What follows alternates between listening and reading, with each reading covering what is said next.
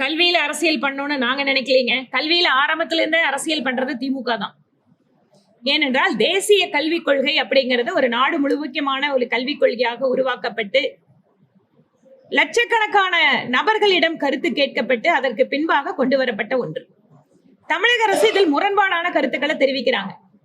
முதல்ல இதுக்கு ஒத்துக்கிறாங்க, அதுக்கப்புறம் இல்லைங்கிறாங்க.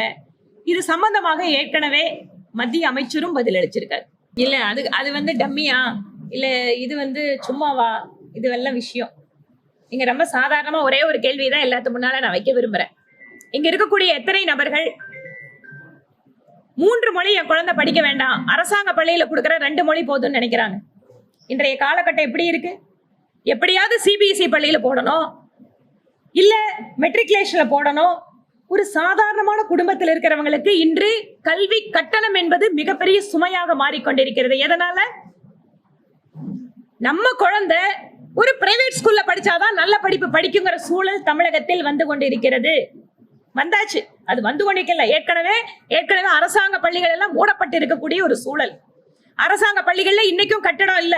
மரத்தடியில படிக்கிறத நீங்க தான் மீடியாக்காரங்க போட்டோ எடுத்து கொடுக்குறீங்க. குழந்தைங்களுக்கு சரியான கழிப்பிடம் கிடையாது. ஆசிரியர்கள் பற்றாக்குறை, ஆசிரியர்கள் போராடிட்டு இருக்காங்க. இன்றைக்கு கோயம்புத்தூர்ல கார்ப்பரேஷன் ஸ்கூல்ல மிகப்பெரிய நெருக்கடி நிலையை சந்திச்சிட்டு இருக்கு. ஆசிரியர்கள் பற்றாக்குறை கடந்த 3-4 வருடங்களாக. இத்தனை விஷயம் கல்வித்துறையில மாற்றம் கொண்டு வர வேண்டி இருக்கு.